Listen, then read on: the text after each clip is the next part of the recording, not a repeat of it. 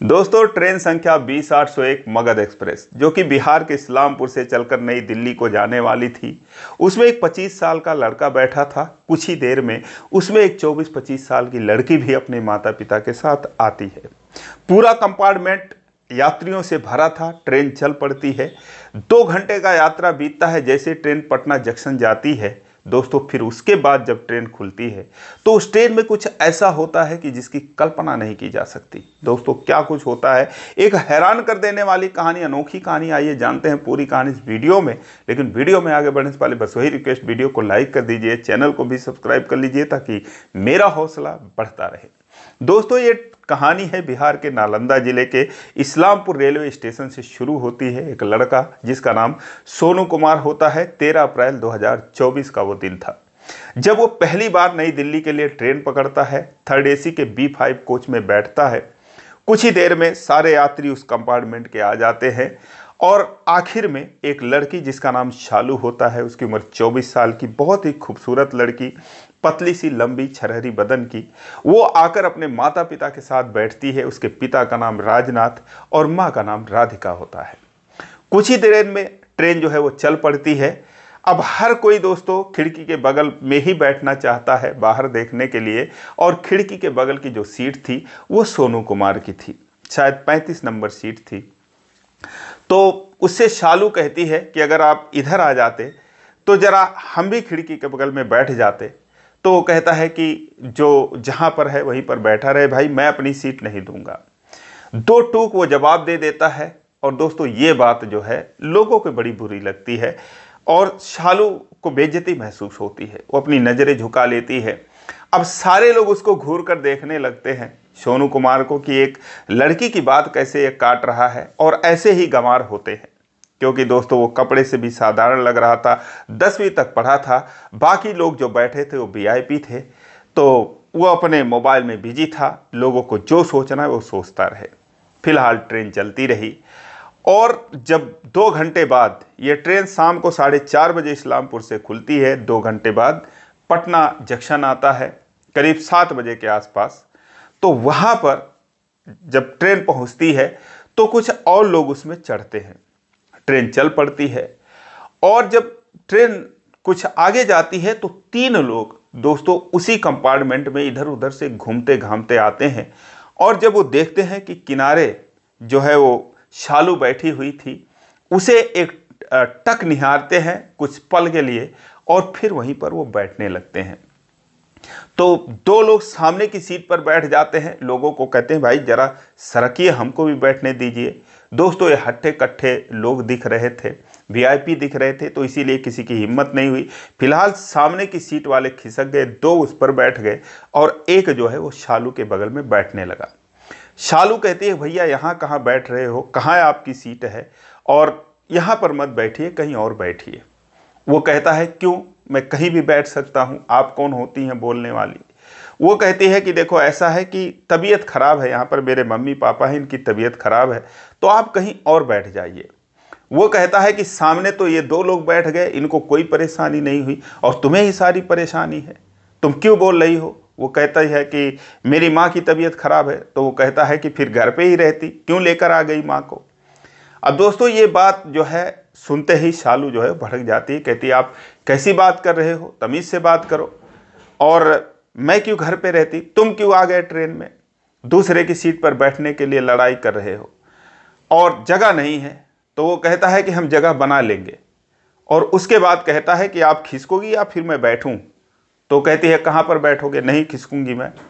दोस्तों, वो व्यक्ति जो है उसी के लगभग ऊपर ही बैठ जाता है, और जब बैठ जाता है तो दोस्तों उसके बैठने से उसके पैरों पर चोट लग जाती है, उसके जांघ पर चोट लग जाती है। वो चीख कर खड़ी हो जाती है, अपना पैर सहलाने लगती है।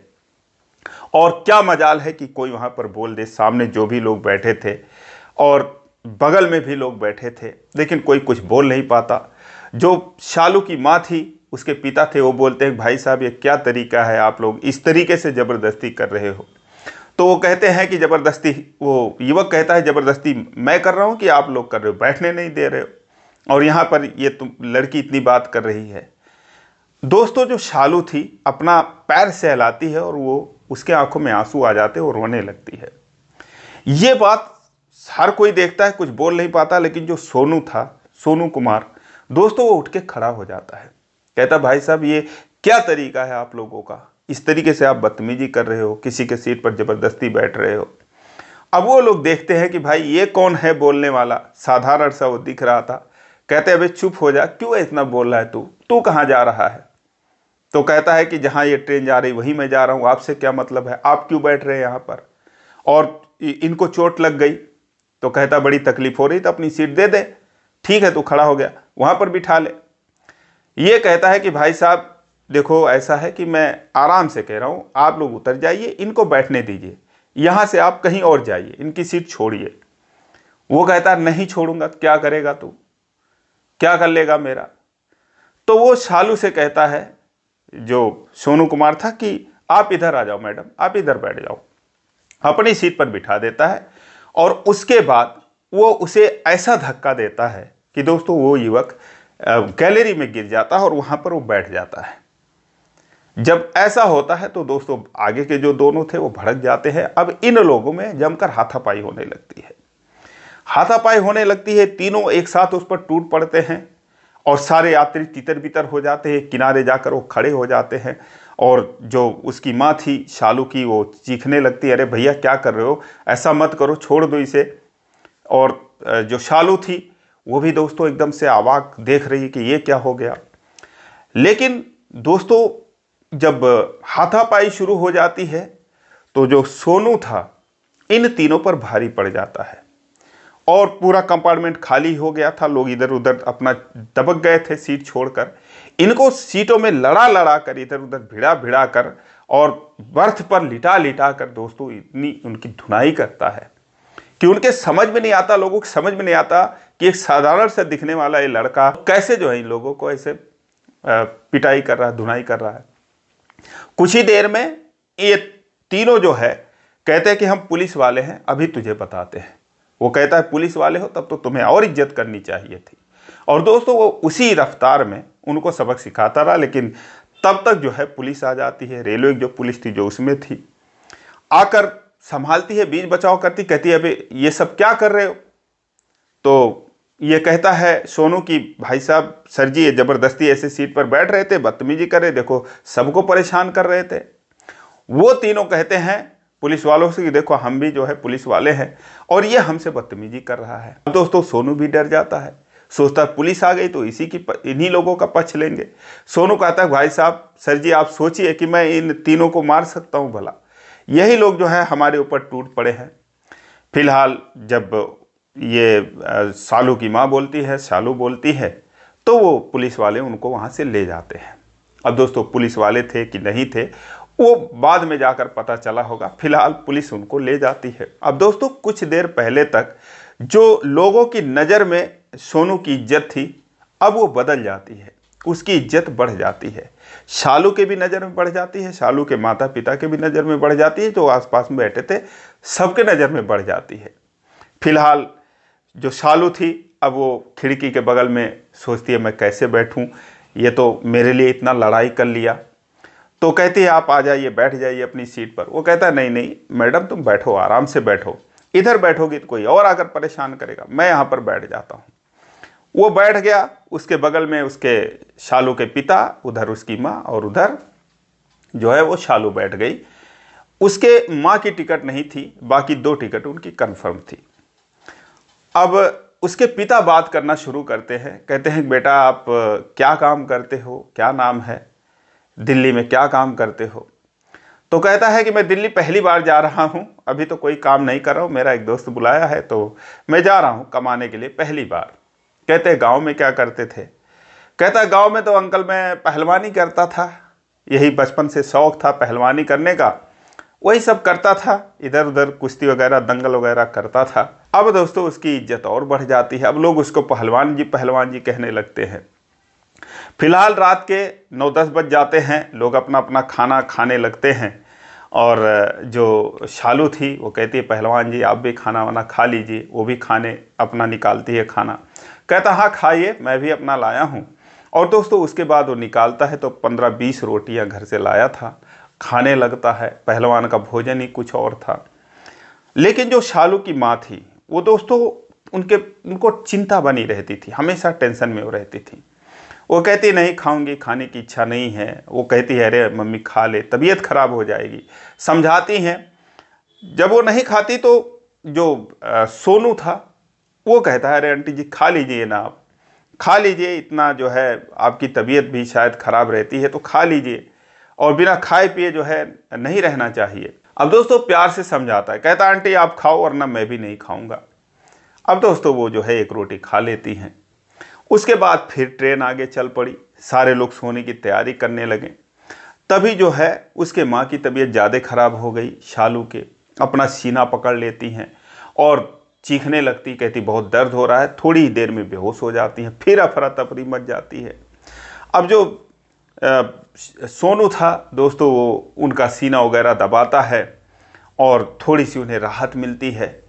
इधर जो उसके पिता थे वो तो चीखने लगते हैं अपनी पत्नी की हालत देखकर, राजनाथ जो थे। फिलहाल जब राहत मिल जाती है और फिर जो है एक बार आराम से लोग बैठते हैं और उसके बाद फिर सब कुछ फिर एक बार सामान्य हो जाता है। लेकिन इन लोगों को डर लग रहा था कि वो तीनों कहीं से फिर से ना आ जाए, तो इसीलिए डर के मारे बाथरूम भी नहीं जा रहे थे। जो शालू थी उसकी माँ थी, ये हुआ कि अब सोना है तो चलो बाथरूम होकर आए, लेकिन वो जा नहीं रही थी। ये समस्या जो है वो जब राजनाथ से कहती हैं तो वो कहते हैं हाँ ये तो बात है, वो क्या पता सरफिरे लोग हैं, कहीं भी आ सकते हैं। तो इससे कहते हैं कि बेटा जरा एक बार चले जाओगे इनके साथ। तो ये खड़ा हो जाता है, कहता चलो। शालू कहती है पता नहीं अभी दरवाजे पर ही वो लोग मिल जाएं तो हमें फेंक फांक दे बाहर ही। वो कहता है अरे ऐसे कैसे कर देंगे। दोस्तों उनके साथ जाता है और फिर वापस वो लोग बाथरूम से आते हैं, सो जाते हैं। सुबह हो जाती है, ट्रेन नई दिल्ली पहुंचती है दोपहर के आसपास, और फिर उसके बाद ये लोग अपने अपने रास्ते हो लेते हैं। भीड़ काफ़ी थी, अपने अपने रास्ते हो लिए, और जब अलग हो रहे थे तो शालू और उसकी माँ, उसके पिता ने उसका धन्यवाद अदा किया कि बेटा अगर आप नहीं होते तो शायद हम बहुत परेशान हो जाते, और आप बहुत अच्छे हो। लेकिन मैं सच बताऊं तो आपके प्रति हमारा नज़रिया कुछ और ही था, आपको बहुत गलत समझ रहे थे। वो बोला अंकल मैं तो बहुत सही तो नहीं हूँ लेकिन गलत भी नहीं हूँ, आप गलत क्यों समझ रहे थे। तो बोले जब आपने सीट नहीं दिया, आपने मना कर दिया डायरेक्ट, तो उस समय बहुत बुरा लगा।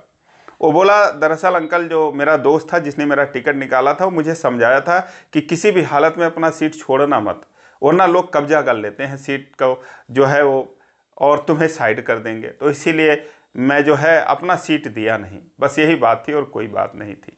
उसके बाद वो लोग हंस देते हैं, कहते हैं अच्छा ही किए, कोई बात नहीं। उसके बाद ये निकल लिए। दोस्तों नई दिल्ली रेलवे स्टेशन पर उसका दोस्त आया था, उसके दोस्त का नाम विवेक होता है। सोनू को लेकर जाता है और एक होटल में वो ठहरा हुआ था। वो इंजीनियर था, मुंबई में रहता था, कुछ दिन के लिए अपने कंपनी के कामकाज से दिल्ली आया हुआ था। तो वो दिल्ली ही सोनू को बुलाया हुआ था कि भाई आ जा और मेरे साथ चलना, कंपनी में काम लगवा दूंगा ड्राइवरी का, क्योंकि वो ड्राइविंग वगैरह करता था, गाड़ी वगैरह चलाना सीखा था। तो उसे वो अपने गांव से बुलाया हुआ था, उसके गांव का ही रहने वाला था विवेक। होटल में 2-3 दिन ये लोग ठहरते हैं और 2-3 दिन के बाद जब ये मुंबई जाते हैं दिल्ली से, क्योंकि काम तो मुंबई में ही करना था, सोनू का काम मुंबई में ही लगना था, तो उसका दोस्त उसे फ्लाइट से लेकर जाता है। फ्लाइट से लेकर जाता है दिल्ली के, जाता है डोमेस्टिक एयरपोर्ट पर, IGI पर, और वहाँ से जब ये प्लेन में बैठते हैं तभी दोस्तों पीछे से आवाज़ आती है अरे पहलवान जी कैसे हैं आप। दोस्तों पीछे मुड़कर देखता है तो हैरान हो जाता है, उसके सामने जो है वो शालू खड़ी थी और वो कहता है अरे आप यहाँ पर कैसे हो। चौकन्ना एकदम चौंक जाता है। तो वो कहती है कि मम्मी पापा भी हैं। वो कहता कहाँ पर है, तो पीछे सीट पर वो भी बैठे हुए थे। अपनी सीट छोड़कर जाता है, उनसे बातचीत करता है और उसके बाद दोस्तों एक खुशनुमा माहौल हो जाता है। वो कहते हैं अरे पहलवान जी अब कहाँ जा रहे हो। तो बताता है कि ये देखो ये मेरा दोस्त है और हम जो है मुंबई लेके जा रहा है मुझे, बाकी आप लोग कहाँ जा रहे हैं। तो वो कहते हैं कि हम भी तो मुंबई में ही रहते हैं, मुंबई में तो हमारा घर है। कहता फिर आप वहाँ से जो है नालंदा से यानी कि बिहार से दिल्ली किस लिए आए थे, कैसे आए थे? तो कहते हैं कि एक लड़का आया था देखने, उसका घर देखने आया था, तो उसी लिए हम यहाँ पर आए थे और शालू के लिए सब देखना था। तो कहता है अच्छा, और उसके बाद फिर ये लोग अपनी अपनी सीट पर बैठ जाते हैं। अब दोस्तों जो विवेक था वो बड़ा हैरान था, सोनू से कहता है अरे यार ये लोग ऐसे थे, क्योंकि वो होटल पे कहानी सारा बता चुका था, यार ट्रेन में ऐसी ऐसी बात हो गई। तो कहता है यार लड़की तो बड़ी सुंदर है यार, बड़ी खूबसूरत है। वो कहता है हाँ भाई, अब जैसा देखेगा वैसी ही है, अच्छी है, कोई बात नहीं। उसके बाद ये लोग एयरपोर्ट पर सांता क्रूज एयरपोर्ट पर प्लेन जो है लैंड करती है, उसके बाद निकलते हैं और फिर एक दूसरे का नंबर लेते हैं और ये कहते हैं पहलवान जी कभी आना, हमारे भी घर पर आना। कहता ठीक है, अभी तो जाएं, काम वगैरह देखें और उसके बाद ज़रूर आएंगे। और फिर दोस्तों ये लोग वहाँ से अलग होते हैं। 15-20 दिन बीत जाते हैं। अब जो विवेक था यानी कि सोनू का दोस्त था, वो हमेशा कहता है यार फ़ोन लगा यार, तुझे नंबर दे रखे हैं, वो लोग बातचीत कर, लड़की बड़ी अच्छी थी। वो कहता है अरे यार क्या ज़रूरत है बात करने की, कोई काम भी तो नहीं है। लेकिन दोस्तों 15 दिन बाद आखिरकार वो फ़ोन करती है और उसके बाद कहती है पहलवान जी आपने पहचाना? तो कहता है जैसे आपने पहलवान जी बोला वैसे ही मैं पहचान लिया, और तो कोई मुझे पहलवान जी कहता नहीं है, घर वर का कोई मुझे मेरे नाम से ही बुलाते हैं। कहती है, वो हंसती है, कहती है क्या हाल है? कहता है हाल चाल बढ़िया, अपना सुनाइए। कहती है कि ठीक हूँ, और याद नहीं आई इतने दिनों में हम लोगों की हाँ कभी? तो कहता है कि नहीं कोई ख़ास नहीं, लेकिन जो मेरा दोस्त है वो बहुत याद कर रहा था आप लोगों को। कहती है अच्छा आपके दोस्त याद कर रहे थे? तो कहता है कि हाँ। उसके बाद हाल चाल होता है, कहती आइए कभी घूमने घामने के लिए, काम वगैरह लग गया? तो कहता है कि हाँ काम लग गया, अच्छा काम लग गया, और मेरा दोस्त जो है वो कंपनी की ही तरफ से रहता है, उसे फ्लैट मिला हुआ है और मेरे लिए वो कमरा ले रखा है, तो मैं वहीं पर रहता हूँ, क्योंकि मेरा किसी के साथ जमता नहीं, क्योंकि मैं पहलवान हूँ, तो अब मुझे खाना जो है वो खुद बनाऊँगा, खाऊँगा, तभी मेरा पेट भरेगा। वो हंस देती है और इस तरीके से मासूमियत से वो बात करता है। उसे तो किसी लड़की से बात करने का तरीका भी नहीं पता था, तो जो भी कुछ हकीकत था वो बता देता है और ये बात उसे बहुत पसंद आती है शालू को।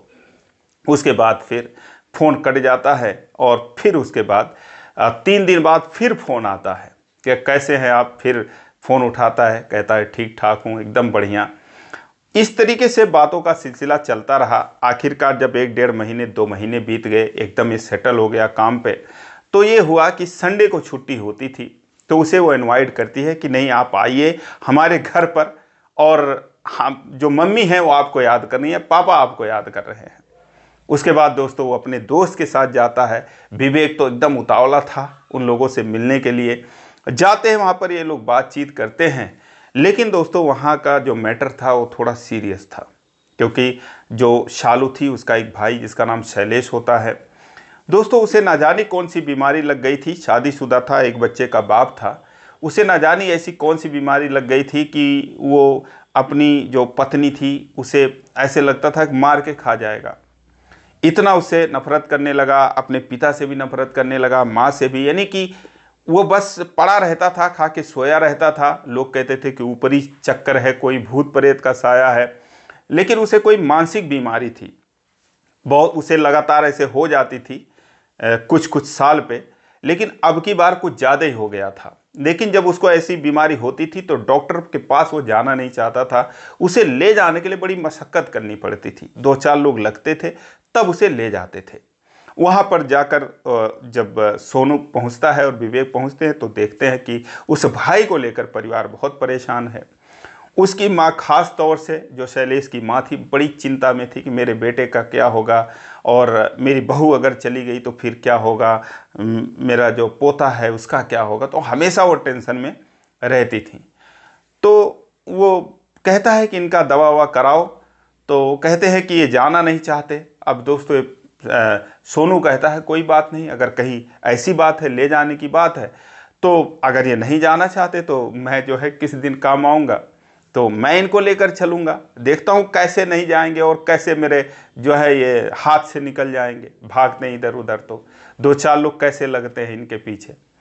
दोस्तों उसके बाद फिर एक दिन तय हुआ, उसे डॉक्टर के पास ले जाते हैं, और वास्तव में अगर ये नहीं होता तो उसे ले भी नहीं जा पाते, क्योंकि उसके पास भी बहुत ताकत थी। जब आदमी का दिमाग फिरता है ज़्यादा ही ताकत हो जाती है।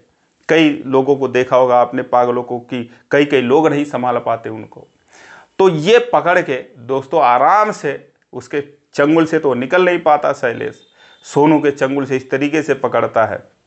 फिलहाल जो शैलेश था, उसकी पत्नी और जो शालू थी, ये लोग लेकर उसे जाते हैं सोनू के साथ। हॉस्पिटल में ले जाते हैं, डॉक्टर को दिखाते हैं दोस्तों, वो दवा देते हैं और जैसे ही 2-4 खुराक दवा वो खाता है तो ठीक होने लगता है। लेकिन यह फिर अगली बार नहीं जाना चाहता था। तो ऐसे ऐसे 2-4 महीनों तक लगातार ये लेकर उसको डॉक्टर के पास जाते हैं सोनू की मदद से, और ये ठीक होने लगता है। तो सोनू कहता है कि ऐसा है कि इन्हें मेरे कमरे पर भेज दो, कुछ दिन के लिए थोड़ा माहौल वगैरह ठीक हो जाएगा, इनका मूड बदल जाएगा, तो और भी ये सही हो सकते हैं। और दोस्तों उसके बाद वो लोग कहते हैं अरे नहीं, आप कहाँ ले जाओगे, आपको परेशान कर देगा। वो कहता है कोई बात नहीं, मैंने बहुत परेशानी झेली है अपने गांव में, और इनको आप हमारे साथ भेज दीजिए। दोस्तों वो शैलेश को अपने साथ अपने कमरे पर लेकर चला जाता है और वहाँ पर उसकी स्थिति में दिन ब दिन सुधार हो जाता है। वो एकदम से ठीक हो जाता है और खुद कहता है यार अब मुझे अपने माता पिता के पास जाना, अपने पत्नी के पास जाना है। और फिर जब उसे लाकर वो वहाँ पर छोड़ता है दोस्तों, 2 ही महीने बाद उसके साथ 2 ही महीने रहता है, लेकिन उसका जीवन एकदम बदल चुका था और फिर जाकर वो एकदम से ठीक हो जाता है। अब दोस्तों धीरे धीरे 1 साल का वक्त हो गया, कई बार इनकी मुलाकात हुई और इन मुलाकातों के दौरान दोस्तों उन लोगों ने पाया कि जो सोनू है एकदम सीधा है, सज्जन है और बहुत ही दिल का नेक है, साफ है, और इसने इतनी मदद की है इस परिवार की कि जिस वजह से दोस्तों वो लोग उसे बहुत चाहने लगते हैं और इन लोगों में बहुत लगाव हो जाता है। एक दिन जब 1 साल बीत गया तो ये हुआ कि अब इसे भी अपने गांव जाना था, अपने माता पिता से मिलने, अपने लोगों से मिलने। तो जाने से पहले वो सोचता है कि एक बार जाऊं और जो शालू है उसके घर वालों से मिल लूँ, उसके माता पिता से। जाता है उनके घर पे, तो मुलाकात होती है और वो लोग अपने दिल का हाल बयां करते हैं कि आप बहुत अच्छे हो, बहुत उसकी तारीफ़ करते हैं। और दोस्तों बस वो अपना जो है चुपचाप सुनता रहा और लास्ट में कहता है अरे इतनी भी तारीफ़ मत कीजिए और मैं इतना भी अच्छा नहीं हूँ। उसके बाद दोस्तों फिर जब वहाँ से निकलता है, उसे शालू टैक्सी स्टैंड पर छोड़ने आती है, तो उससे कहती है कि देखो आप गांव जा रहे हो, लेकिन आप जो है ना जल्दी आ जाना, ऐसा ना हो कि वहीं पर रुक जाना, क्योंकि आप नहीं आओगे तो मेरा दिल नहीं लगेगा। वो कहता है क्यों, आप ऐसी बात क्यों कह रही हो? हैरान होकर उसके तरफ देखने लगता है। कहती है क्योंकि मेरा दिल कहीं ना कहीं आपके पास चला गया है। अब वो उसे देखने लगता है, कहता है आप कैसी बात कर रही हैं, आप समझ रही हैं आप ये क्या कह रही हैं? कहती है मैं बहुत कुछ सोच समझ के ही कह रही हूँ। और उसके बाद वो कहता है कि मैं तो कम पढ़ा लिखा हूँ, आप इतनी पढ़ी लिखी हैं। दोस्तों वो जो है एयरपोर्ट पर ही काम करती थी और उसके पिता भी एयरपोर्ट पर पहले काम करते थे, एयर ट्रैफिक कंट्रोलर थे, ACT का काम करते थे, ATC का काम करते थे। तो उसे वो अच्छा काम लगवा रखे थे, तो काम बढ़िया वो करती थी। वो सांता क्रूज एयरपोर्ट पर अच्छी खासी उसकी सैलरी थी। तो कहता है कि मैं तो इस तरीके से आप मजाक तो नहीं कर रही हो? वो कहती नहीं मैं मजाक नहीं कर रही हूँ। वो कहता है कि मैं सोच रहा था कि अपने दोस्त की आपसे इसीलिए बराबर बात कर रहा था कि कहीं ना कहीं मेरा दोस्त, उसकी सैलरी करीब 2 लाख रुपए है, तो आपका रिश्ता दोस्त से मैं लगवाने की सोच रहा था। वो कहती नहीं, मुझे आपके दोस्त से कोई वो नहीं है, मुझे उनसे कोई प्यार नहीं है, मुझे आपसे प्यार है, तो इसीलिए प्लीज़ आप जल्दी आ जाना। और इसीलिए मैं आपको बता रही हूँ कि कहीं आप वहाँ पर जाओ तो फिर आपके माता पिता कोई लड़की देख लें, दिखा दें, तो कहीं देर ना हो जाए। इसीलिए मैं अपने तरफ से खुद से आपसे कह रही हूँ। अभी तक मैं यही सोच रही थी कि आप मुझसे ये बात करो। वो कहता है मेरी तो हिम्मत ही नहीं होती, आपसे मैं ये बात कैसे करता। उसके बाद दोस्तों अब वहाँ पर जो है वो विदा होते हैं, वो गाँव चला जाता है। गाँव जाता है, उसके माता पिता बहुत खुश होते हैं, लोगों से मिलता है, तो लोग कहते हैं अरे यार ये तो मोट बुद्धि का आदमी इतना स्मार्ट हो गया, इतना कमाने लगा। और उसके बाद फिर वो दोस्तों वापस जब मुंबई आता है और जब 10-15 दिन बाद वो शालू के घर पर जाता है तो शालू के घर वाले उसका ऐसे स्वागत करते हैं कि जैसे कोई दामाद घर पे आया हो, क्योंकि शालू जो है अपनी बात अपने घर वालों को बता चुकी थी कि मुझे ये लड़का अच्छा है, मैं इससे शादी करूंगी। दोस्तों ये स्वागत देखकर हैरान हो जाते हैं, विवेक भी साथ में गया हुआ था। तो फिर बात ये हुआ कि चलो अब जो है बातचीत फाइनल हो जाती है और फिर अपने माता पिता से बात करता है और फिर दोस्तों आखिरकार शादी करने का फैसला करते हैं 22 जून 2026 के दिन। अभी हाल ही में दोस्तों इन दोनों की बहुत ही धूमधाम तरीके से शादी हुई है और ये दोनों एक दूसरे को पाकर बहुत ही खुश हैं, बहुत ही शानदार तरीके से रह रहे हैं। तो उम्मीद करते हैं और दुआ भी करते हैं कि हमेशा ईश्वर इनको खुश रखे। फिलहाल दोस्तों ये कहानी खुद शालू और सोनू ने शेयर किया था, आपको कैसी लगी कमेंट करके ज़रूर बताएं। इसी प्रकार की कहानियों के लिए इस चैनल को सब्सक्राइब करिए, वीडियो को लाइक नहीं किया अभी तक तो लाइक कर दीजिए। फिर मिलेंगे अगले वीडियो में, तब तक के लिए जय हिंद।